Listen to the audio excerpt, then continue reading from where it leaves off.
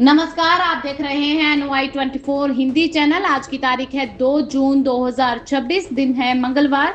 अब नजर डालते हैं आज की बड़ी और अहम खबरों पर। पहली खबर की तरफ चलते हैं। आगामी चुनावों से पहले भाजपा की बड़ी बैठक। आज प्रदेश अध्यक्षों संग मंथन करेंगे नितिन नवीन। भारतीय जनता पार्टी के राष्ट्रीय अध्यक्ष नितिन नवीन सोमवार को पार्टी के सभी प्रदेश अध्यक्षों के साथ अहम बैठक करने जा रहे हैं। दिल्ली स्थित भाजपा मुख्यालय में आयोजित होने वाली इस बैठक में आगामी चुनावों की रणनीतिक और गतिविधियों पर विस्तार से चर्चा होने की संभावना है। सूत्रों के अनुसार नितिन नवीन प्रदेश नेतृत्व को प्रधानमंत्री नरेंद्र मोदी द्वारा पार्टी के वरिष्ठ नेताओं के साथ शेयर किए गए संदेश को प्रदेश अध्यक्षों तक अवगत कराएंगे। बैठक का मुख्य उद्देश्य राज्यों में संगठन को और अधिक मजबूत बनाना और आगामी राजनीतिक चुनौतियों के लिए तैयार करना माना जा रहा है। उल्लेखनीय है कि निर्वाचन आयोग ने 18 जून को 10 राज्यों की 24 राज्यसभा सीटों पर चुनाव कराने की घोषणा की है। ऐसे में रविवार को प्रधानमंत्री नरेंद्र मोदी और भाजपा की कोर ग्रुप के बीच एक चर्चा अहम मानी जा रही है। माना जा रहा है कि राज्यसभा चुनावों के अलावा विभिन्न राज्यों में होने वाली विधान परिषद चुनावों को लेकर भी रणनीतिक विचार विमर्श किया गया है। इस बुलेटिन की अगली बड़ी और अहम खबर की तरफ चलते हैं। IPL फाइनल के बाद गुजरात टाइटंस की बस में लगी आग। खिलाड़ियों को फौरन बाहर निकाला गया। 1 घंटे तक सड़क पर बैठी रही टीम। IPL 2026 फाइनल में हार के कुछ ही घंटे के बाद गुजरात टाइटंस की टीम एक बड़े हादसे से बाल-बाल बच गई। अहमदाबाद के नरेंद्र मोदी स्टेडियम से होटल लौटते समय बस में शॉर्ट सर्किट होने की वजह से धुआं फैल गया, जिसके बाद खिलाड़ियों और स्पोर्ट्स स्टाफ को तुरंत सुरक्षित बाहर निकाल दिया गया। सभी सदस्य सुरक्षित हैं। किसी के घायल होने की कोई खबर सामने नहीं आई। करीब 1 घंटे तक सड़क के किनारे इंतजार करने के बाद दूसरी बस से टीम को होटल पहुंचाया गया। इस घटना को उस समय ये घटना हुई जब फाइनल में गुजरात को रॉयल चैलेंजर्स के खिलाफ 5 विकेट से हार का सामना करना पड़ा था। मामले की तकनीकी जांच शुरू कर दी गई है, पर अभी तक किसी भी खिलाड़ी की या स्टाफ मेंबर की जख्मी होने की खबर सामने नहीं आई। बढ़ते हैं अगली बड़ी और अहम खबर की तरफ। CBSE में बैठे हैं जेब कतरे। कॉपी रीचेकिंग में फीस वसूली पर बोले राहुल गांधी। कहा, कमाई कर रही है सरकार। लोकसभा में नेता प्रतिपक्ष राहुल गांधी ने CBSE की उत्तर पुस्तिकाओं की स्कैनिंग और पुनर्मूल्यांकन प्रक्रिया को लेकर केंद्र सरकार और शिक्षा मंत्रालय पर निशाना साधा है। उन्होंने आरोप लगाया कि बोर्ड की गलतियों का खामियाजा छात्रों को भुगतना पड़ रहा है। उनकी उत्तर पुस्तिका को दोबारा जांच करने के लिए विद्यार्थियों को भारी शुल्क वसूला जा रहा है। उन्होंने कहा कि digital scan copy, retotalling, revaluation के लिए अलग अलग फीस ली जाती है, जिससे एक छात्र को करीब 2000 रुपए तक खर्च करने पड़ते हैं। उन्होंने दावा किया कि लाखों छात्रों द्वारा आवेदन दिए जाने से CBSE को बड़ी रकम प्राप्त होती है। कांग्रेस सांसद ने उत्तर पुस्तिकाओं की स्कैनिंग प्रक्रिया पर सवाल उठाए। उनका आरोप है कि टेंडर में पहले ऑटोमेटिक रोबोटिक स्कैनर और 300 DPI स्कैनिंग जैसी शर्तें थी, जिसे बाद में बदला गया। उन्होंने दावा किया कि उत्तर पुस्तिकाओं की स्कैनिंग मोबाइल फोन से की जाती है, जिससे गलत मार्किंग की आशंका बढ़ जाती है। राहुल गांधी ने कहा कि शिक्षा को सेवा की बजाय कारोबार बना दिया गया है, जिसका असर छात्रों पर पड़ रहा है, आत्मविश्वास और भविष्य पर पड़ रहा है। उन्होंने कहा कि पूरे मामले की पारदर्शी जांच और जिम्मेवारी तय करने की मांग की गई। बढ़ते हैं इस बुलेटिन की अगली बड़ी और अहम खबर की तरह। हरियाणा में अब नहीं होगी ये भर्ती। सैनी सरकार ने लिया बड़ा फैसला। हरियाणा सरकार ने राज्य में एंटी टेररिस्ट स्क्वाड यानी कि ATS के गठन को मंजूरी देते हुए शुरुआती चरण में नई भर्ती न करने का फैसला लिया है। इसके बजाय पुलिस और अन्य सरकारी विभागों से अधिकारियों व कर्मचारियों को डेप्यूटेशन पर तैनात किया जाएगा। सरकार का मानना है कि इससे ATS को जल्द सक्रिय किया जा सकता है। भर्ती प्रक्रिया लगने वाला समय बचेगा। प्रस्तावित ATS का नेतृत्व IG रैंक का अधिकारी करेगा। यूनिट में 4 SP, 9 DSP समेत बड़ी संख्या में पुलिस, फॉरेंसिक और तकनीकी विशेषज्ञ शामिल होंगे। इसके अलावा scientific officer, digital forensic expert, network monitoring विशेषज्ञ और अन्य तकनीकी स्टाफ भी तैनात किया जाएगा। ATS को हाईटेक हथियार, बख्तरबंद वाहन और आधुनिक संचार प्रणाली और विशेष परीक्षण सुविधाएं भी उपलब्ध कराई जाएंगी। इसके लिए इंडोर और आउटडोर फायरिंग रेंज, रणनीतिक ड्राइविंग, बम निरोधक परीक्षण केंद्र भी विकसित किए जाएंगे। सरकार के अनुमान के मुताबिक ATS के कर्मचारियों के वेतन और भत्तों पर हर साल करीब 35.40 करोड़ रुपए का अतिरिक्त खर्चा आएगा। साथ ही आतंकवाद रोधी ड्यूटी में तैनात कांस्टेबल से लेकर डीएसपी रैंक तक के अधिकारियों को मूल वेतन का 30% विशेष भत्ता देने का भी प्रस्ताव रखा गया। अगली बड़ी खबर लखनऊ से आ रही है, जहां पर सोशल मीडिया इन्फ्लुएंसर की डेथ हो गई है। दहेज की बलि चढ़ी एक और बेटी। लखनऊ के शहादतगंज इलाके में सोशल मीडिया इन्फ्लुएंसर मानसी की संदिग्ध परिस्थितियों में मौत के मामला सामने आया है। मानसी का शव फांसी के फंदे से लटकता मिला, जिसके बाद परिवार ने पति और ससुराल पक्ष पर दहेज के लिए हत्या करने के गंभीर आरोप लगाए हैं। परिजनों का दावा है कि दहेज की मांग पूरी न होने पर पहले हत्या की गई, बाद में मामले को आत्महत्या का रूप देने की कोशिश की गई है। पुलिस ने परिवार की शिकायत के आधार पर पति समेत 6 लोगों के खिलाफ दहेज हत्या का मुकदमा दर्ज कर लिया है। मानसी और उसके पति की लव मैरिज हुई थी। दोनों सोशल मीडिया पर काफी सक्रिय थे। अब यह मामला कई सवाल खड़े कर रहा है, जिनके जवाब पुलिस जांच के बाद सामने आ सकते हैं। लखनऊ के शहादतगंज इलाके में सोशल मीडिया इन्फ्लुएंसर की संदिग्ध परिस्थितियों में मौत का मामला जो है वो सामने आया है। अगली बड़ी खबर मध्य प्रदेश से आ रही है, जहां पर मुफ्त की मच्छी ना मिलने से ले ली गई जान। युवक की मौत पर गुस्साए परिजनों ने किया थाने का घेराव। पूरी खबर बताते हैं। मध्य प्रदेश के टीकमगढ़ जिले के भगवतपुरा गांव में मुफ्त में मच्छी ना देने को लेकर हुए विवाद में एक युवक की मौत हो गई। मृतक बबलू केवट 27 मई को नाले में मच्छी पकड़ रहा था। तभी सुभाष यादव ने उससे मुफ्त में एक मच्छी मांगी। इनकार करने पर दोनों के बीच विवाद हो गया। आरोप है कि सुभाष ने पत्थर मारकर बबलू को गंभीर रूप से घायल कर दिया। घायल बबलू को पहले टीकमगढ़, फिर झांसी, उसके बाद ग्वालियर मेडिकल कॉलेज में रेफर किया गया, जहां इलाज के दौरान उसकी हत्या हो गई, मौत हो गई। मौत की खबर के बाद आक्रोशित परिजन और ग्रामीण शव लेकर दगोड़ा थाने पहुंचे। हत्या का मामला दर्ज करवाने की मांग को लेकर करीब 4 घंटे तक प्रदर्शन किया। गरीब ग्रामीणों के विरोध के बाद पुलिस ने आरोपी सुभाष यादव के खिलाफ हत्या का मामला दर्ज कर लिया है। पुलिस ने आरोपी की तलाश शुरू की है, जबकि गांव में तनाव को देखते हुए स्थिति पर नजर रखी जा रही है। अगली खबर रोहतक से आ रही है, जहां पर तार चोरी के आरोप में कलानौर के 3 युवकों को गिरफ्तार कर लिया गया। हरियाणा के रोहतक जिले में लाखन माजरा पुलिस ने 11 केवी बेसी पावर हाउस की बिजली लाइन चोरी मामले का खुलासा करते हुए 3 आरोपियों को गिरफ्तार किया है। आरोपियों की पहचान रामसागर मनीष मानव के रूप में हुई है। रामसागर मूल रूप से राजस्थान के टोंक जिले के ठकीरिया कला गांव का निवासी है। बिजली निगम के एसडीओ संजीत कुमार की शिकायत के अनुसार बेसी पावर हाउस की करीब 3700 मीटर लंबी बिजली लाइन काटकर चोरी कर ली गई थी, जिससे विभाग को 3 लाख रुपए से अधिक का नुकसान हुआ। आईपीएस रविंद्रा के नेतृत्व में गठित पुलिस टीम ने जांच के दौरान आरोपियों की पहचान की। पुलिस ने पहले रामसागर और मनीष को गिरफ्तार करके रिमांड लिया, जिसके बाद पूछताछ के बाद मानव का नाम सामने आया। तीनों आरोपियों से चोरी की गई बिजली की तार, वारदात में इस्तेमाल की गई टाटा गाड़ी और तार काटने वाला कटर बरामद कर लिया गया। आरोपियों को अदालत में पेश करने के बाद न्यायिक हिरासत में भेज दिया गया।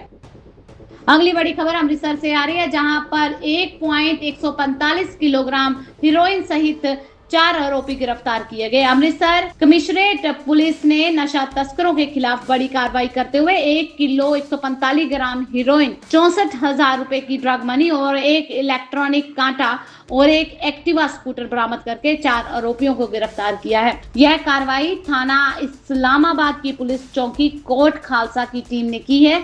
पुलिस के अनुसार 2 एक्टिवा सवार आरोपियों दानिश उर्फ नन्नू निवासी लोहगढ़ चौक और गुरप्रीत सिंह उर्फ गोपा निवासी गांव चीचा को गिरफ्तार किया गया। पूछताछ और जांच के दौरान उनके कब्जे से भारी मात्रा में हीरोइन, ड्रग मनी और इलेक्ट्रिक कांटा बरामद किया गया। इस संबंध में थाना इस्लामाबाद में एनडीपीएस एक्ट के तहत मामला दर्ज किया गया है। जांच में खुलासा हुआ कि गांव चीचा निवासी कमलजीत सिंह उर्फ कमल, जो इस समय केंद्रीय जेल अमृतसर में बंद है, जेल के भीतर से पूरा नशा तस्करी नेटवर्क को संचालन कर रहा है। पुलिस ने उसे मामले में नामजद करके गिरफ्तार कर लिया। उसकी निशानदेही पर बटाला निवासी सिमरनजीत सिंह उर्फ साबी को भी गिरफ्तार किया गया, जो हीरोइन की सप्लाई में शामिल था। पुलिस ने बताया कि गिरफ्तार आरोपियों में से 3 के खिलाफ पहले ही एनडीपीएस एक्ट और अन्य मामलों में मुकदमे दर्ज हैं। मामले की आगे की जांच जारी। अब बात करते हैं मंत्री रवनीत बिट्टू की। विवादित बयान को लेकर केंद्रीय मंत्री रवनीत बिट्टू ने मांगी माफी। केंद्रीय राज्य मंत्री रवनीत सिंह बिट्टू ने अपने हालिया विवादित बयान को लेकर सार्वजनिक रूप से माफी मांगते हुए कहा कि उनका किसी भी समुदाय की भावनाओं को ठेस पहुंचाने का कोई इरादा नहीं था।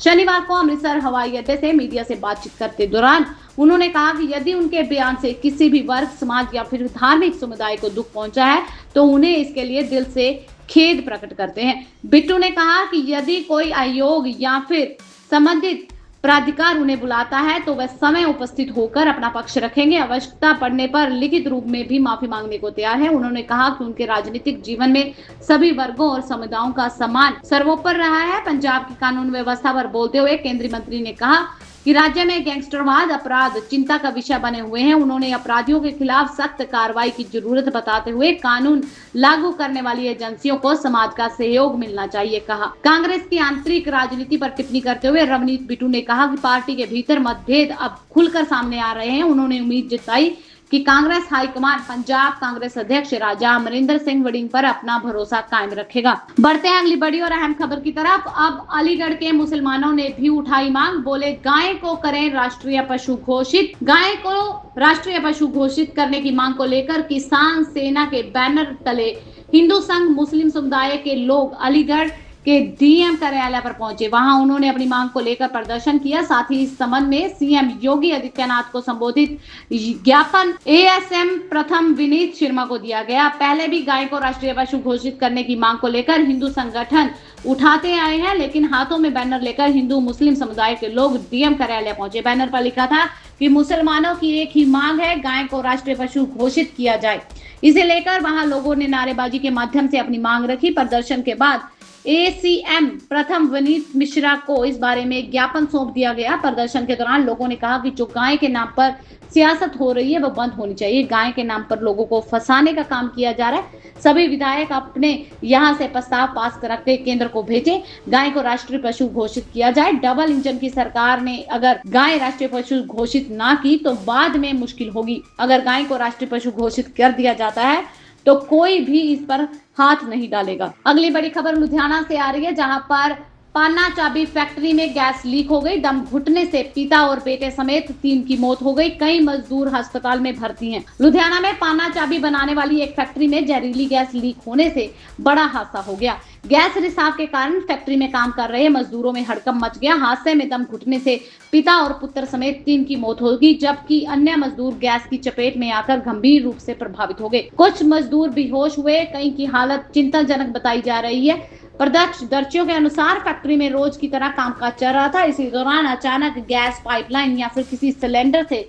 रिसाव शुरू हो गया। देखते ही देखते जहरीली गैस पूरे परिसर में फैल गई। गैस का पसाव इतना ज्यादा तेज था कि कई मजदूर सुरक्षित बाहर निकलने का मौका तक नहीं उन्हें मिल पाया। दम घुटने से आंखों में तेज जलन के कारण कई कर्मचारी फैक्ट्री के अंदर ही गिर पड़े।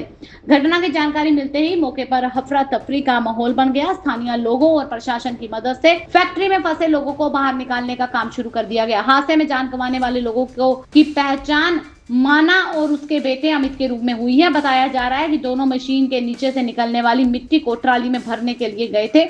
इसी दौरान वे जहरीली गैस की चपेट में आ गए। परिवार के मुताबिक माना और अमित की घर में मुख्य कमाने वाले सदस्य थे। अमित के परिवार में उसकी पत्नी, 2 बहनें और एक छोटा भाई है। अमित शादीशुदा है और उसकी पत्नी गृहिणी है। 1 साल की बेटी भी है। हादसे के बाद परिवार पर दुखों का पहाड़ टूट पड़ा है। बढ़ते हैं अगली बड़ी और अहम खबर की तरफ। कार को बचाने के चक्कर में पलटी मिनी बस, बाइक सवार मां बेटी की मौत हो गई। 17 लोग अन्य घायल हो गए। जिले में सोमवार सुबह एक दर्दनाक सड़क हादसे में मां और बेटी की मौत हो गई, जबकि 17 लोग घायल हो गए। हादसा उस समय हुआ जब एक मिनी बस अनियंत्रित होकर मोटरसाइकिल पर पलट गई। घायलों को जिला अस्पताल में भर्ती करवाया गया, जहां 3 लोगों की हालत गंभीर बताई जा रही है। पुलिस के अनुसार हादसा जिला मुख्यालय से करीब 11 किलोमीटर दूर जैतापुर थाना क्षेत्र के मंगीरिया गांव के पास खड़वा बड़ौदा राष्ट्रीय राजमार्ग पर हुआ। बताया जा रहा है कि मिनी बस चालक सामने से आ रही एक कार को बचाने के प्रयास कर रहा था, तभी वाहन अनियंत्रित होकर सड़क पर चल रही मोटरसाइकिल पर पलट गया। हादसे में मोटरसाइकिल पर सवार 40 वर्षीय मोनू और उसकी 16 वर्षीय बेटी अनीता की मौके पर मौत हो गई। वहीं बाइक चला रहा मोनू का पति घायल हो गया। दुर्घटना में मिनी बस में सवार 17 अन्य लोग भी घायल हुए। बढ़ते हैं अगली बड़ी और अहम खबर की तरफ। वेश्यावृत्ति पर सुप्रीम कोर्ट का एक बड़ा फैसला। कानूनन सर्वेक्षण से देह व्यापार अपराध नहीं। सुप्रीम कोर्ट ने देश में देह व्यापार से जुड़े करीब 70 साल पुराने कानून की बेहद महत्वपूर्ण और ऐतिहासिक व्याख्या की है। शीर्ष अदालत ने स्पष्ट शब्दों में कहा कि यदि कोई महिला अकेले अपने गुजारे या फिर आजीविका के लिए देह व्यापार करती है तो उसके निवास स्थान को कानूनन बोरथल यानी कि कोठा नहीं माना जा सकता। कोर्ट ने साफ किया कि अगर उस जगह पर कोई दूसरी सेक्स वर्कर या फिर बिलोचिया यानी कि दलाल शामिल नहीं है तो पुलिस उस परिसर पर इस अधिकार से कार्रवाई नहीं कर सकती। Justice JB. पादरीवाला और जस्टिस आर. महादेवन की पीठ ने इमोरियल टैरिफ प्रिवेंशन एक्ट ITPA 1956 का समुचित विश्लेषण करने के बाद यह अहम फैसला सुनाया। लगभग 298 पन्नों के इस ऐतिहासिक फैसले में सुप्रीम कोर्ट ने कहा कि इस कानून का मुख्य उद्देश्य देह व्यापार को पूरी तरह से खत्म करना या इसे पूरी तरह से अपराध घोषित करना नहीं है, बल्कि इसका असली मकसद इसके व्यावसायीकरण और संगठित रूप से चलाए जा रहे अवैध धंधों को रोकना है। रुक करते हैं अगली बड़ी और अहम खबर का। नगर पंचायत के कार्यों में व्यवधान डालने का आरोप, अध्यक्ष ने DM को दिया पत्र, जांच की मांग। पीलीभीत की नगर पंचायत नौगवा पकड़िया के कार्यों में विघ्न डालने समेत अन्य मामलों से नाराज अध्यक्ष संदीप कौर सोमवार को समर्थकों के साथ कलेक्टर पहुंची। उन्होंने जिलाधिकारी को पत्र दिया, आरोप लगाया कि नगर पंचायत क्षेत्र के कुछ असामाजिक तत्व और आपराधिक प्रवृत्ति के लोग जनप्रतिनिधियों का नाम लेकर खुद को प्रभावशाली बताने का प्रयास करते हैं। ऐसे लोग लंबे समय से नगर पंचायत के कार्यों में अनावश्यक हस्तक्षेप कर रहे हैं, जिसके विकास कार्यों और योजनाओं को संचालित करने में बाधा आ रही है। पत्र में लिखा गया कि हाल ही के दिनों में प्रधानमंत्री आवास योजना शहरी के लाभार्थियों से अवैध वसूली का प्रयास किए जाने, धमकी देने संबंधी शिकायतें सामने आई हैं। आरोप है कि कुछ व्यक्तियों द्वारा लाभार्थियों से धनराशि की मांग की गई, इनकार करने पर उनके विरुद्ध शिकायत करने और आवास स्वीकृति रद्द करने की धमकी दी गई। इससे लाभार्थियों में भय और असमंजस्य की स्थिति पैदा होती है, योजनाओं के प्रति नकारात्मक माहौल बन रहा है। बढ़ते हैं अगली बड़ी और अहम खबर की तरफ। मशहूर गायिका सुमन कल्याणपुर के निधन पर PM नरेंद्र मोदी ने जताया शोक, बोले भारतीय संगीत को समृद्ध बनाया था। सुमन कल्याणपुर का 89 वर्ष की उम्र में मुंबई स्थित आवास पर उम्र संबंधी स्वास्थ्य समस्याओं के चलते निधन हो गया। उनके निधन पर प्रधानमंत्री नरेंद्र मोदी ने शोक जताते हुए कहा कि उनकी मधुर आवाज और भावपूर्ण गायकी ने भारतीय संगीत जगत को समृद्ध बनाया था। सुमन कल्याणपुर ने हिंदी, मराठी समेत कई भाषाओं में 740 से अधिक गीत गाए हैं, जिसमें से मशहूर गीत की अगर बात की जाए तो आजकल तेरे मेरे प्यार के चर्चे, नाना करते प्यार तुम्ही से कर बैठे, तुमने पुकारा और हम चले आए जैसे सदाबहार गीतों से उन्होंने खास पहचान बनाई। 1960 और 70 के दशक में उनका करियर स्वर्णिम दौर का था और उनका अंतिम संस्कार जो है 1 जून को मुंबई में किया गया। ये थी अब तक की मुख्य और अहम खबरें। ऐसी और खबरें जानने के लिए चैनल को सब्सक्राइब कर लें, बेल आइकन को प्रेस कर लें ताकि आपसे आने वाली खबरें मिस ना हो। मिलते हैं अगली वीडियो में, तब तक के लिए आप खुश रहें, सुरक्षित रहें, हम यही दुआ करते हैं। धन्यवाद।